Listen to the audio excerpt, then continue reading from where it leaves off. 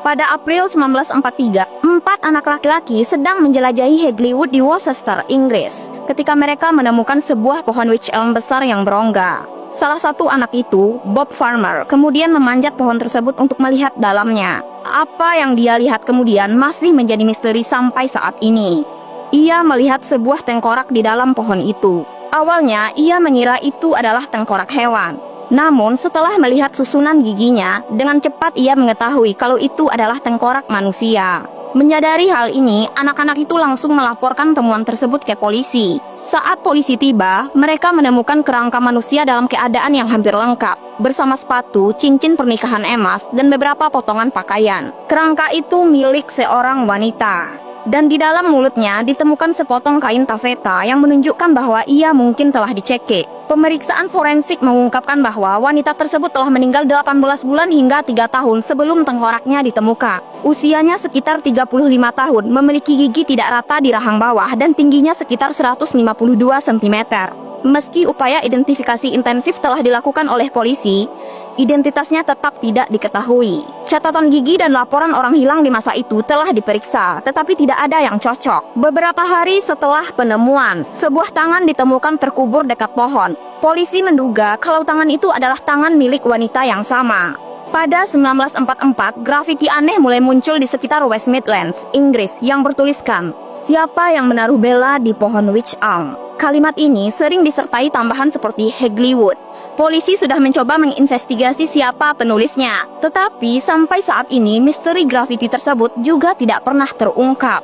Grafiti ini muncul secara sporadis di berbagai tempat yang berbeda selama bertahun-tahun, seolah ingin menjaga misteri jasad wanita tersebut tetap hidup di benak publik.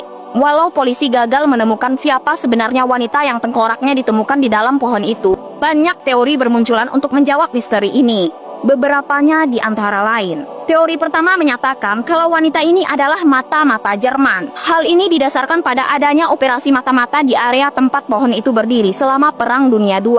Namun, tidak ada bukti kuat yang menghubungkan jasad tersebut dengan spionase. Teori kedua menyebut kalau ia adalah anggota suku Gypsy yang dibunuh untuk keperluan ritual. Sayangnya, tidak ada bukti konkret yang mendukung teori ini.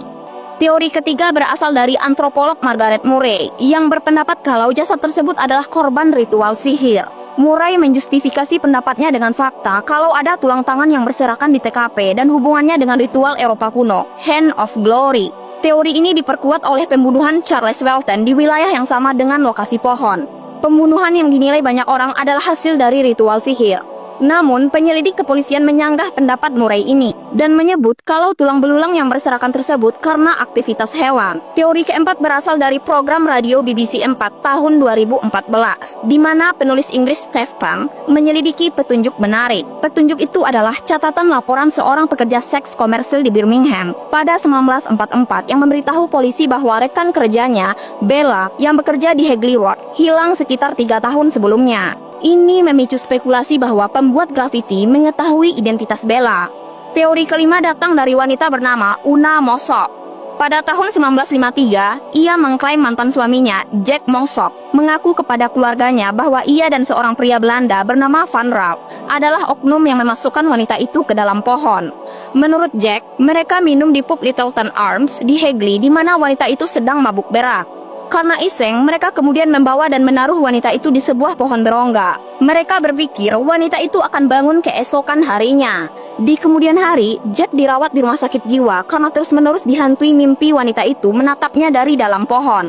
Ia meninggal sebelum kerangka itu akhirnya ditemukan. Cerita Una ini diragukan kebenarannya karena ia baru bercerita belasan tahun setelah kejadian. Teori keenam berasal dari berkas MI5 yang dideklasifikasi. Dalam salah satu berkas itu, ada bagian yang menyebutkan kalau Joseph Jacobs, seorang mata-mata Jerman yang dieksekusi di Menara London, memiliki foto kekasihnya, Clara Burle, seorang penyanyi yang disebutnya sedang dilatih untuk menjadi mata-mata. Banyak yang berspekulasi kalau Clara adalah wanita yang ada di dalam pohon itu.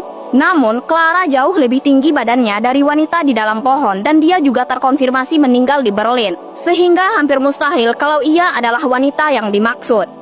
Teori terakhir adalah dugaan kalau wanita itu adalah Clara Bella Dronkers, wanita Belanda yang dibunuh jaringan mata-mata Jerman. Sayangnya, dugaan ini juga tidak memiliki bukti pendukung. Meski beragam, tidak ada teori yang secara definitif mengungkap identitas dan penyebab kematian wanita malang tersebut.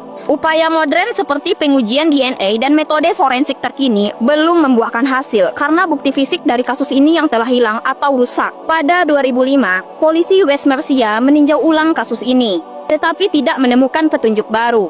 Hal ini menjadikan kasus ini sebagai salah satu kasus paling aneh di abad ke-20.